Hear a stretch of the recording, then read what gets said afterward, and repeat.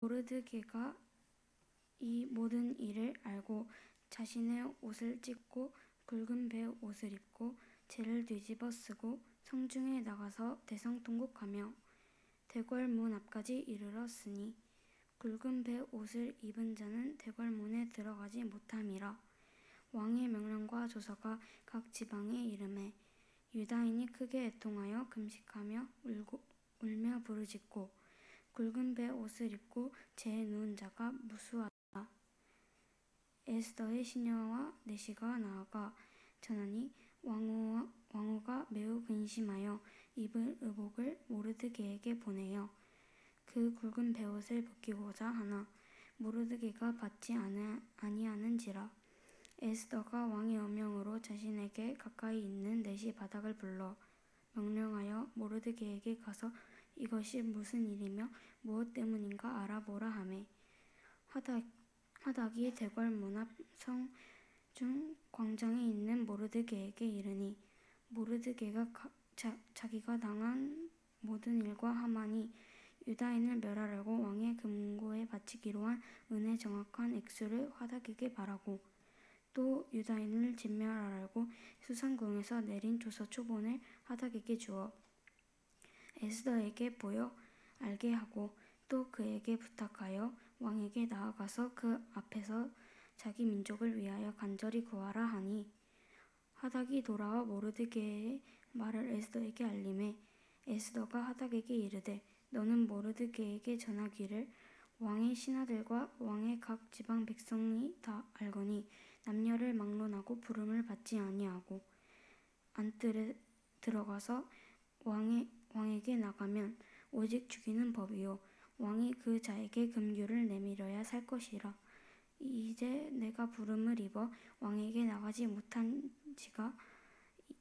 자가 이미 30일이라 하라 하니라.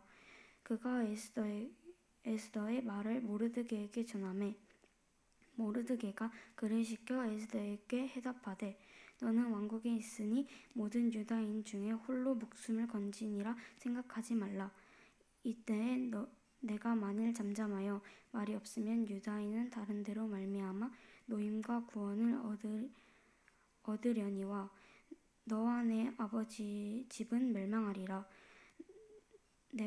내가 왕후의 자리를 얻은 것이 이때를 위함이 아닌지 누가 알겠느냐 하니 에스더가 모르드게에게 회답하여 이르되 당신은 가서 수산에 있는 유다인을 다 모으고 나를 위하여 금식하되 밤낮 3일을 먹지도 말고 마시지도 마소서.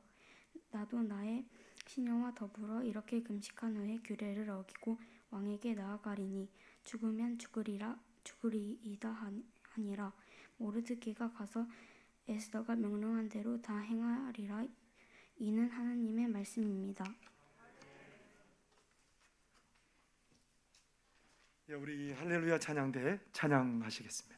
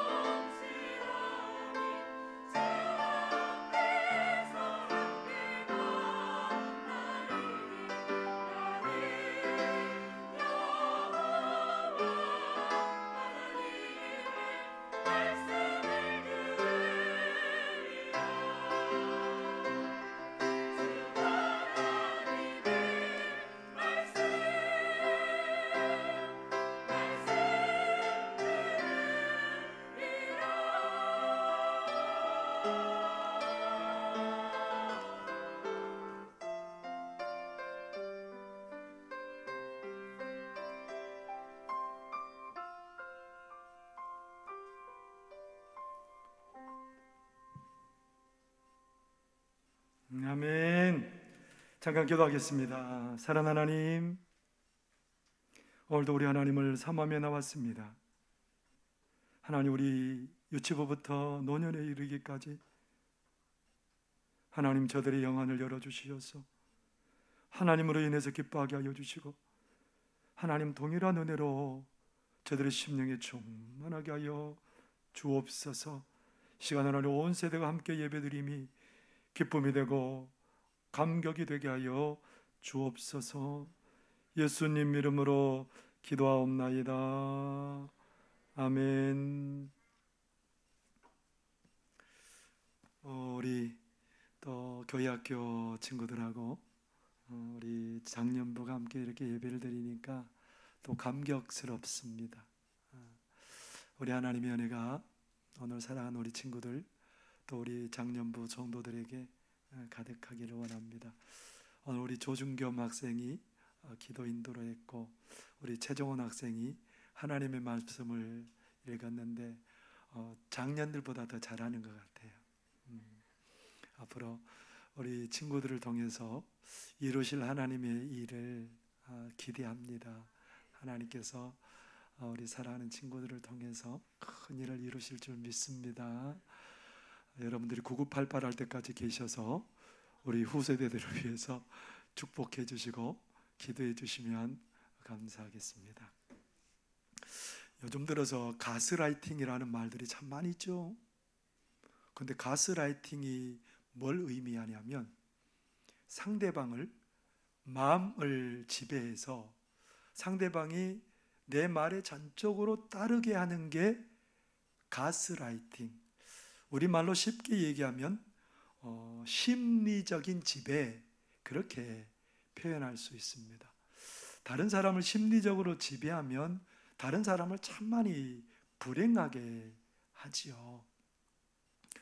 어떤 점을 하는 무속인이 있었습니다.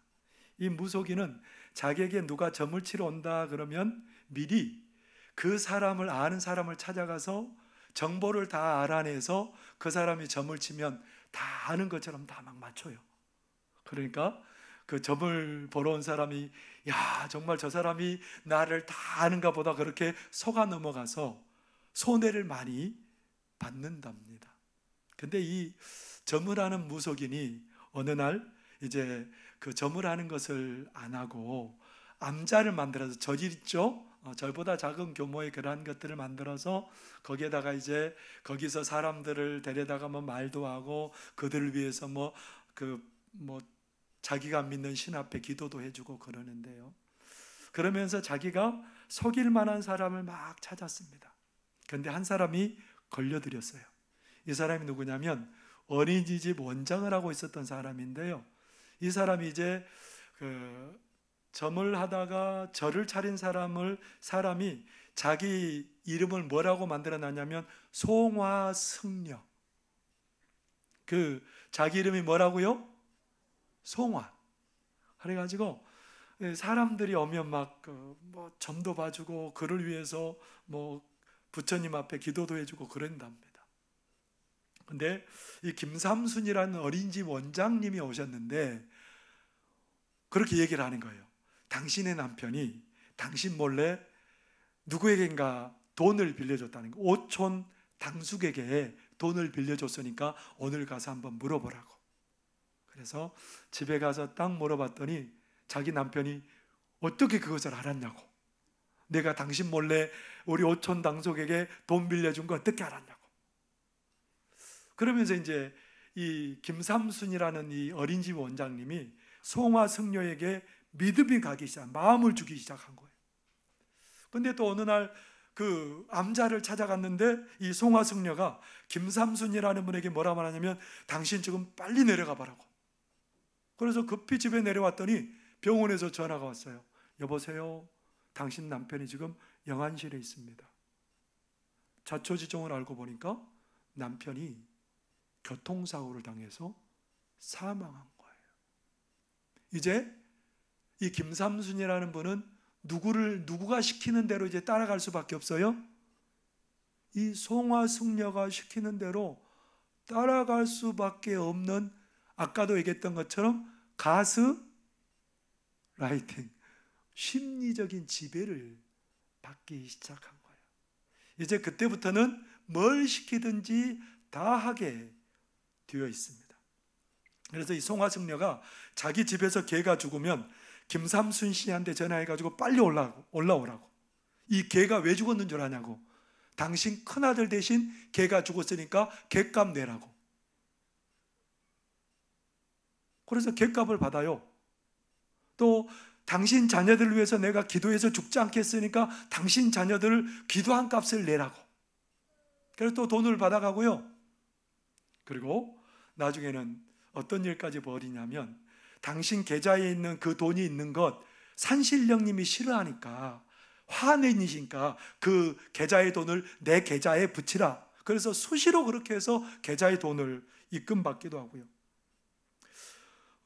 또 소나무 사업을 하면 크게 이익을 벌 거니까 그 사업에 투자하라고 그래서 돈을 받고, 이렇게 해서 16년 동안 받은 돈이 얼마였을까요? 18억. 그러니까 18억이라는 돈을 다 야금야금 빼서 쓴 거예요. 그것도 모자라서 나중에 이 김삼순이라는 이 아주머니를 식당에 팔아가지고 노예처럼 일하게 하고, 그리고 급기야는 나중에 이 김삼순이라는 여인한테 뭐라고 말하냐면 당신의 자녀들 집에서 다 내보내야 된다고, 당신의 형부하고 언니하고도 연락을 끊고 살아야 된다고, 그러면서 자기 마음대로 조종을 해서 한 사람의 인생을 완전히 무너지게 만들었습니다. 이 김삼순이라는 여자는 이 송화승려가 뭐를 아니까 내 인생을 활짝 열어줄 줄 알았어요.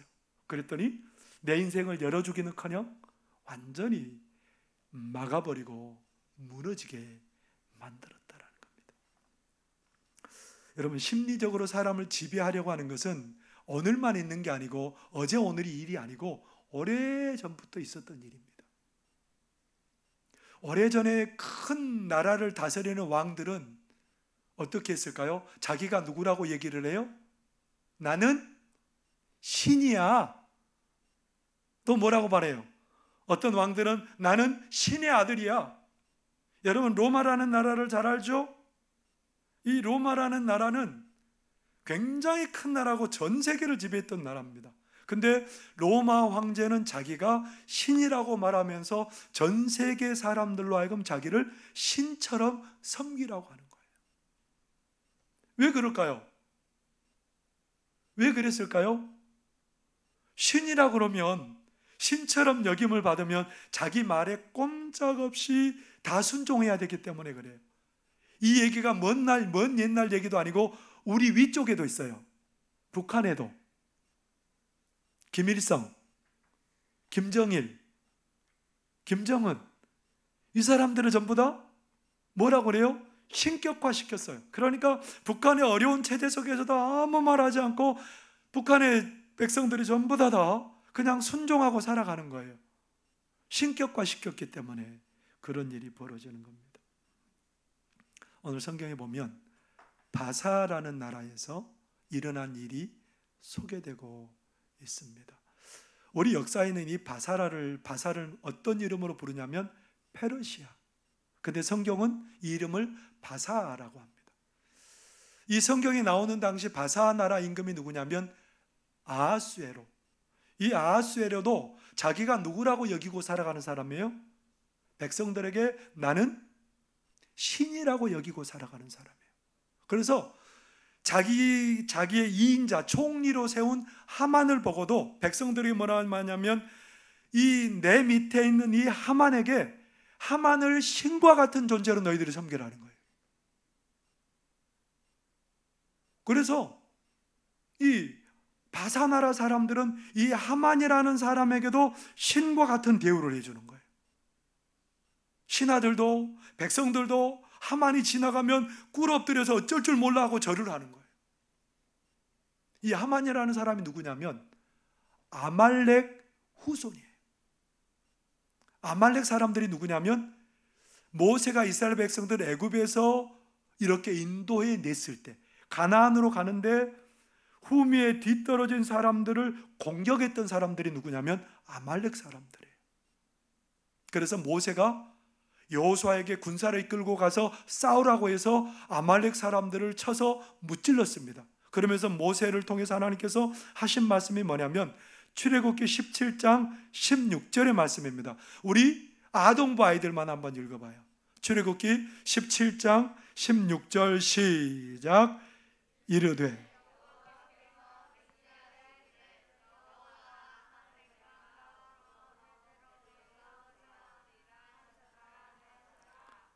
낭낭한 목소리. 너무너무 잘 읽었어요. 그런 아말렉의 후손이 누구라고요? 하만. 근데 그 바사 나라에는 옛날에 포로로 끌려온 유대인들이 굉장히 많이 살고 있었습니다. 포로로 끌려온 유대인들이 많이 살고 있었는데 그 유대인들 중에 모르드게라는 사람이 있었습니다. 이 사람은 하나님을 잘 믿는 사람이거든요. 하만이 딱 궁궐에서 걸어오면 사람들이, 백성들이, 신하들이 다 꿇어 절을 해요. 근데 누구는 고개를 빳빳하게 들고 있었을까요? 모르드게는 인사도 안 하고 무릎도 안 꿇고 가만히 있는 거예요. 왜냐하면 하만에게 무릎 꿇고 절하는 것은 우상을 숭배하는 것하고 똑같은 일이기 때문에 하나님을 섬기는 이 모르드게는 그 앞에 절할 수가 없었습니다. 그래서 누가 화가 났을까요? 하만이 화가 나가지고 모르드게가 유대인이니까 왕에게 법을 만들어서 그렇게 온 나라에 선포하겠습니다. 어떤 법이냐면 12월 13일은 유대인들은 다 죽이는 걸로, 그리고 유대인들의 모든 재물은 전부 다 빼앗는 걸로 그런 법이 공포가 됐습니다. 여러분 이제 어떻게 해야 될까요?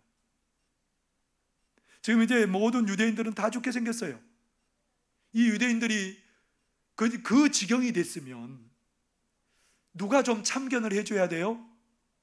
자기가 신처럼 떠받든 받는 그 왕이 좀 참견을 좀 해줘야 되잖아요.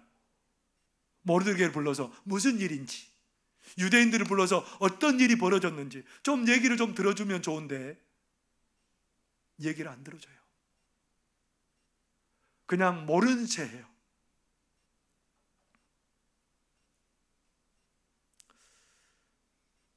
세상에 살다 보면 나의 사정을 다 알 거라고 생각했는데 몰라줘요. 이러면 사람이 어때요? 실망하게 되고 결국은 사람이 나쁜 선택을 하게 되어 있습니다. 그런데 모르드게는 어떻게 했을까요? 에스더 4장 1절에 보면 모르드게가 이렇게 했답니다. 이번에 또 한 번 더 우리 아동부 친구들이 한번 읽어보겠습니다. 에스더 4장 1절 시작.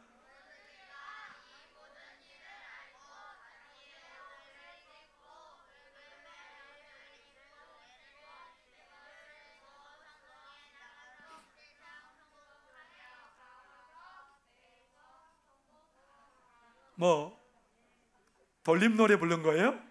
돌림 봉독하는 거예요 지금? 오, 그런 기술이 있었군요. 나중에 우리 성도들도 한번 해봅시다. 어땠다고 얘기를 하고 있습니까? 옷을 찢었대요. 옛날 이 시대는 옷은 자기 집에 가보나 다름없어요. 옷이 한 벌 있거나 옷이 거의 없었기 때문에 굉장히 귀했기 때문에, 근데 모르드게가 뭐 했어요? 옷을 찢어버렸어요. 왜 옷을 찢었을까요? 너무너무 답답하니까. 내 마음을 찢을 수는 없고 옷을 찢어서 막 너무너무 답답하고 괴로우니까 옷을 찢고, 그리고 무슨 옷을 입냐면 짐승털로 짠 굉장히 거친 옷을, 가슴을 내어놓은 그 옷을 입고, 그리고 재를 뒤집어 쓰고 먼지를 막 티끌을 뒤집어 쓰고 대성통곡하면서 그 성 앞에 막 돌아다니는 거. 저 사람 미쳤대? 왜 갑자기 저런 거래? 글쎄 말이야, 이러이러한 일이 있어서 그랬대. 그 소문이 누구에게 들렸냐면 모르드게가 자기 사촌 동생인데 자기 딸처럼 키운 그런 에스더라는 사람이 있었는데, 에스더가 나중에 아하수에로 왕의 왕비가 되었어요. 그러니까 왕비가 된 에스더가 그 소식을 들었어요. 그래서 에스더가 그 소식을 듣고 마음이 아프니까 좋은 옷을 가져다가 그 종에게 주면서 이거 우리 오빠에게 갖다 주세요. 그 옷을 다 갈아입고 좋은 옷을 입게 하세요. 근데 모르드게가 안 입는데요. 안 입는다고 말하면서 그런 얘기를 하는 거예요. 네가 왕비가 됐으니까 이제 임금님한테 얘기를 해서 이 유대인들을 다 건져내야 될 그런 때다. 그러니까 에스더가 뭐라 그랬을까요? 에스더 4장 14절 보면 이렇게, 아닙니다. 에스더가 그런 얘기를 하죠. 오빠, 나는 임금님이 부르지 않은 지 30일이 됐습니다. 근데 임금님이 부르지 않고 나가면 왕비인 나도 죽은 목숨입니다. 그렇게 해서 이제 무슨 말이에요? 나 못 나갑니다. 임금님 앞에 가서 우리의 사정을 얘기할 수 없어요. 그렇게 거절한 거죠. 그러니까 에스더에게 모르드게가 뭐라고 얘기했겠어요? 에스더 4장 14절. 이번에 우리 중고등부 친구들이 한번 읽어보겠습니다. 우리 중고등부 시작.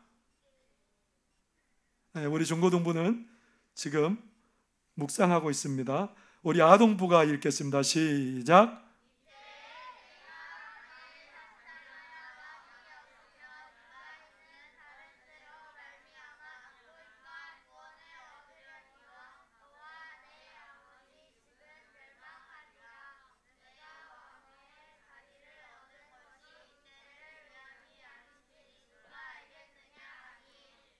네, 네가 왕비가 된 것이 지금 이 어려운 일을 도우라고 하나님이 세워준 것 아니냐.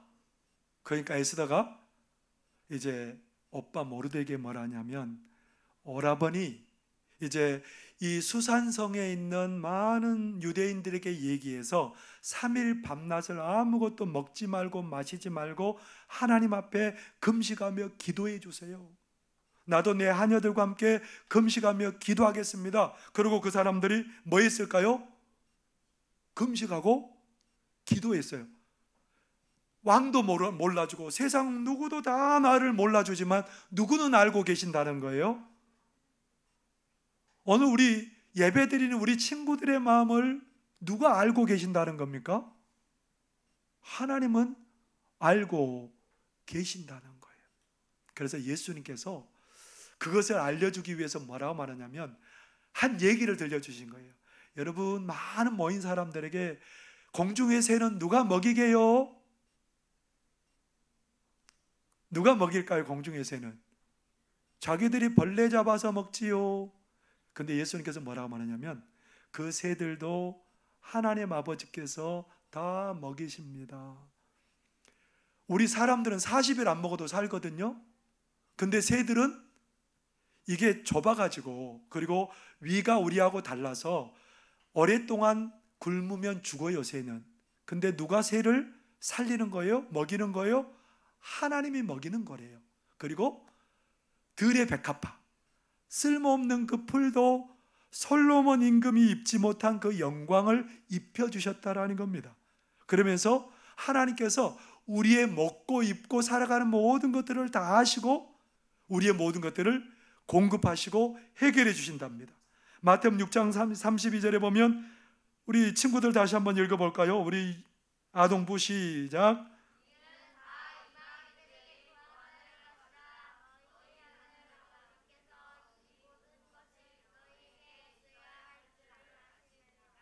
우리 아동부에게 물어볼까요? 누가 아신다고요? 누가 아신다고? 하나님이 우리에게 필요한 것이 무엇인지 다 알고 계신다는 겁니다. 그래서 우리의 문제가 뭔지 알고 계시고 우리의 문제 가운데 개입해 주시고 길을 열어주시고 문제를 해결해 주신답니다. 이 믿음이 모르드게에게도 있었고 에스더에게 있습니다. 그래서 그들이 어떻게 했을까요? 이 금식 기도가 끝난 다음에 에스더가 이제 내가 임금이 죽이면 내가 죽을 것이다 라고 임금 앞에 딱 나갔더니 임금이 어떻게 했을까요? 임금을 상징하는 지팡이를 에스더에게 딱 내밀어요. 그러면서 에스더에게 약속을 해요. 어떤 약속을 했을까요? 에스더 5장 2절 3절 우리 아동부 친구들 다시 한번 읽어주세요. 시작.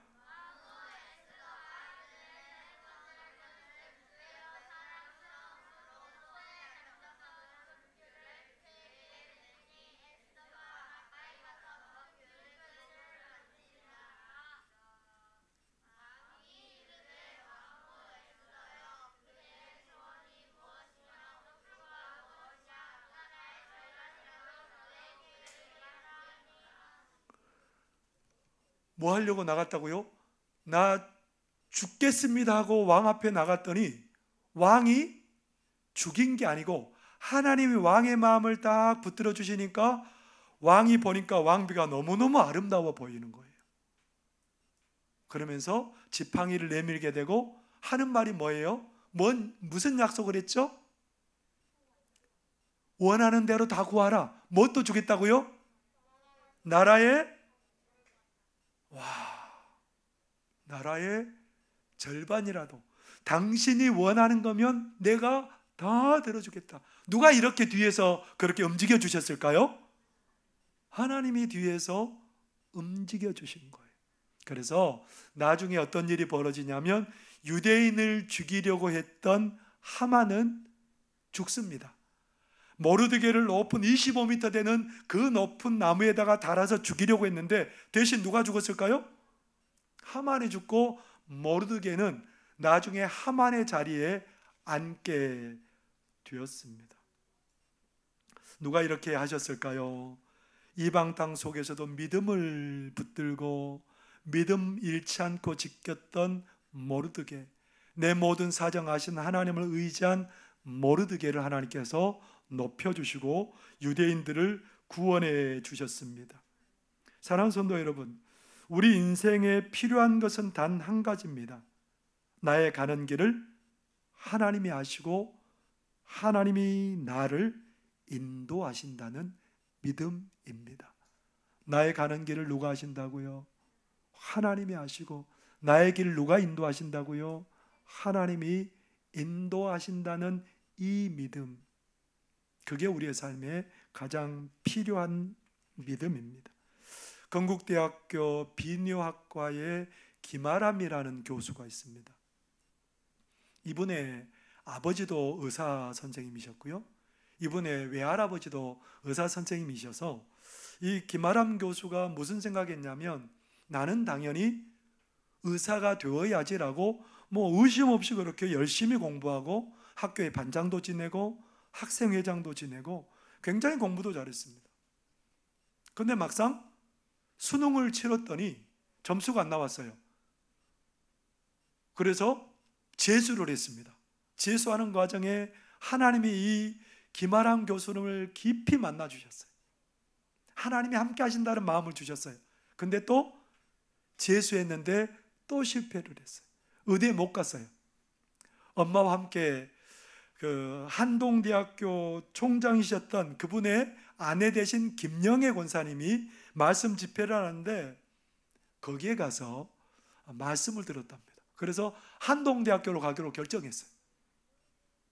한동대학교 갔는데 하나님 앞에 반항할 마음이 생겼어요. 하나님, 내가 하나님의 일을 하려고 하는데 왜 하나님 나를 의대 안 보내시고 이렇게 내가 이 지방에 와가지고 학교를 다녀야 됩니까? 막 놀고 사느라고 학점은 1점 대학교 학점이면 우리 50점 이하 점수? 그 정도 형편없는 점수를 맞아서 그냥 그렇게 하나님 앞에 반항하며 사는 거예요. 그러다가 군대에 갔습니다. 공군에 갔는데 헌병대에 떨어져 가지고 얼마나 고생스러운지 그때 또 하나님을 찾는 거예요. 그러면서 이제 교회도 가지 못하는데 상병이 되었을 때에 이 김아람 교수의 인도로 그 내부반에 예배를 드리게 되었고 제대할 때쯤에는 그 내부반이 가득할 정도로 그렇게 모여서 예배를 드리게 되었답니다. 뜨거운 가슴을 안고 이제 제대를 하고 복학을 했어요. 생명공학을 공부하는데 공부가 이제 너무너무 재밌는 거예요. 그래서 자기를 지도하는 교수님이 미국의 하버드 대학의 연구 교수로 한 학기를 가게 되었는데, 교수님 나도 좀 데려가 주세요. 하버드를 갔어요. 하버드를 가서 이제 함께 공부하고 연구하는데 너무너무 재밌는 거예요. 근데 그곳에서 누구를 만나냐면 의사이면서 과학자인 사람을 만났는데 가슴이 뜨거워지기 시작한 거예요. 아, 내가 가려고 했던 길이 저 길인데. 근데 너무 멀리 와버렸잖아요. 내가 의대에 들어갈 방법이 없잖아요. 근데 그때 어떤 제도가 만들어졌냐면 의학 전문 대학. 일반 대학을 갔다가 의사 될 수 있는 길이 열렸어요. 그래서 이 김아람이라는 사람이 몇 년을 잠도 자지 않고 공부를 한 거예요. 그래서 의학 전문 대학에 들어갔답니다. 의대를 마치고 서울에 있는 아산병원에 수련의 과정을 거치는데 매일 우는 거예요. 하나님 왜 나를 이 의대에 보내셔서 이렇게 힘들게 하세요? 막 출근할 때 울고 퇴근할 때 울고, 자기 동기들은 어려서 너무너무 머리도 잘 돌아가고 공부도 잘하고 빠릿빠릿한데 자기는 이거 의사 되는 게 너무너무 힘든 거예요. 그런데 그런 어려운 과정 속에서도 그 수련의 과정을 마치고 건국대학교 의대 교수로 이렇게 들어가게 됐습니다. 건국대학교 의대 교수로 들어가서 이제 의사 생활하는데 어떤 모임이 있었냐면 환자들이 자기의 아픔을 얘기하는 모임이 있었어요. 의사들이 100명이 모였는데 어떤 정말 어여쁜 환자가 휠체어를 타고 앞에 나온 거예요. 근데 그 어여쁜 환자가 발레를 하다가 척추 손상을 입어가지고 걷지 못하는 환자예요. 그 환자가 나와서 뭐라고 말하냐면, 여러분 선생님들 제 소원이 뭔지 아세요? 그 소원이 뭐였을까요? 그 여자 환자의 소원이 뭐였을까요? 휠체어를 버려두고 걷는 거라고, 그게 그분의 소원일 거라고 생각했는데 그 여자분의 소원은 뭐였냐면 소변의 문제를 잘 처리하면 좋겠습니다. 척추가 다치면 이게 그 방광에 소변이 가득하게 차서 넘쳐도 감각이 없답니다. 화장실 가고 싶은 마음이 없답니다. 이 환자의 얘기를 듣는 순간 이 김아람 교수에게 뭔가 한 대 딱 와서 스쳐 지나간 게 있었어요. 그래서 결국은 하나님이 이 일 때문에 나를 부르셨나 보다 라고 생각하면서 그런 환자를 위해서 발명을 하게 돼요. 뭘 발명하냐면 기계를 발명해서 환자의 방광에 붙이면 이 방광에 소변이 다 차면 휴대폰을 통해서 소리가 울려요. 그러면 그 소변을 빼내기만 하면 되는 그런 특허를 내는 기술을 발명하게 되었답니다. 이 김아람 교수의 소원은 나중에 북한 땅에 의대를 설립하고 선교사를 돕는 그런 일을 하는 게 이번의 소원이에요. 여러분, 이번의 길이 다 막힌 것 같았어요. 하나님이 재수까지 해서 의대 못 들어가게 했는데 평점도 1점대 50점도 안 되는 그 삶을 살았는데 누구는 그 얘기를 알고 계셨어요? 하나님은 그분의 길을 알고 계셨어요. 우리 사랑하는 친구들, 엄마도 내 속을 몰라줄 수 있어요. 선생님도 내 마음을 몰라줄 수 있어요. 그런데 누구만은 나의 모든 것을 알아요? 하나님은 내가 셀 수 없는 머리카락도 세고 계십니다. 그래서 김아람 교수가 늘 불렀던 찬송이 있습니다. 그게 뭔지 아세요? 여러분 한번 그 가사를 볼까요? 제가 한번 읽어보겠습니다. 주가 보이신 생명의 길, 나 주님과 함께 상한 마음을 들이며 주님 앞에 나가리.